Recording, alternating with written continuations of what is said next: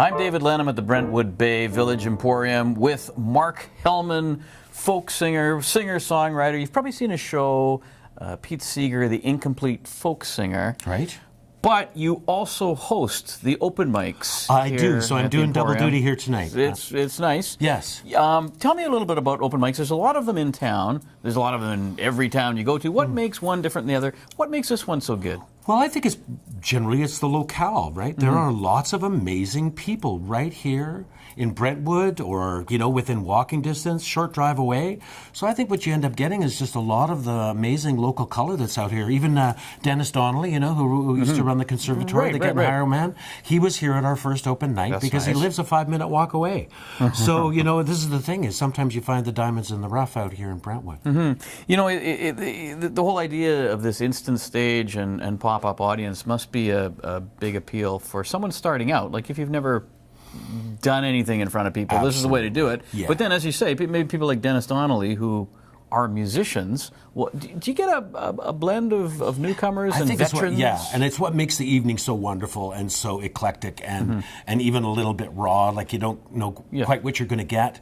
And so the folks that if they let me know beforehand that this is the first time they've ever played, then you maybe set them up to not have to follow Dennis Donnelly as far as that's concerned. And I think, again, it's the atmosphere that John and Alice have here that just kind of welcomes people in, and people start to see that everybody gets a little nervous when they get in front of a microphone. Even Dennis Donnelly gets a little nervous, right? So then if it is your first time or your second time playing out in public, then you feel like you're in good company. Do you have to do your own material? Do you have to do cover material? Are there any sort of rules that way? No, whatever you like. I rarely...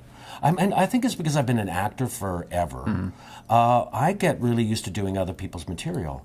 So I probably would be much more nervous if I had to bring out tunes that I wrote rather than just tunes that other people wrote, So I think everybody has their own choice. And then, again, that's what makes it so interesting, because some of the original music is surprisingly wonderful.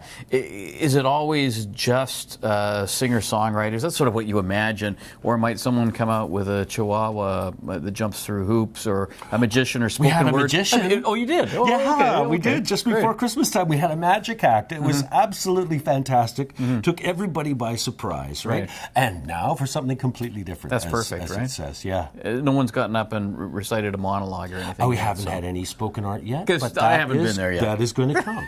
I know it's going to come. You're more than welcome. Any guidelines? Like, how do you play a room when you're hosting an open mic? Is there anything that prospective open micers should know? Sort of a set of weird rules superstitions? I think, if anything, I'm here to say we're all humans here.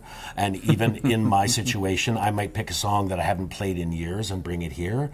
And it might be perfect. It might be not perfect. And the fact that if I'm not completely perfect, then it allows other people to kind of relax too and say it's more about the atmosphere and just getting up to share your material with friends and family and let the critics relax.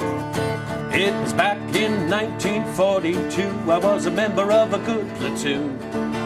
We were on maneuvers in Louisiana one night by the light of the moon. The captain told us to ford a river, that's how it all begun. We were knee-deep in the big muddy, and the big fool said to push on.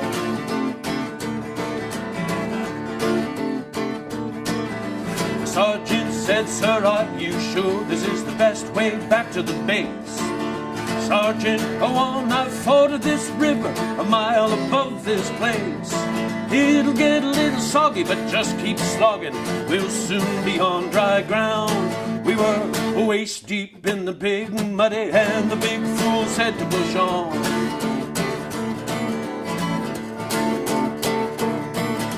Sergeant said, "Sir, with all this equipment, no man will be able to swim." "Sergeant, don't be a nervous Nelly," the captain said to him. "All we need is a little determination. Men, follow me, I'll lead on." We were neck deep in the big muddy, and the big fool said to push on.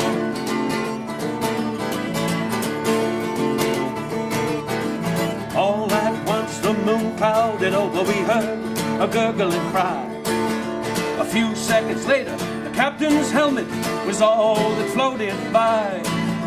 Sergeant said, turn around, men, I'm in charge from now on. And we just made it out of the big mud with the captain dead and gone. Now I'm not going to point anymore, well, I'll leave that for yourself. Maybe you're still walking, you're still talking, you'd like to keep your health. But every time I read the paper, that old feeling comes on. We're waist deep in the big muddy, and the big fool says to push on. Waist deep in the big muddy, and the big fool says to push on. Waist deep in the big muddy, the big fool says to push on.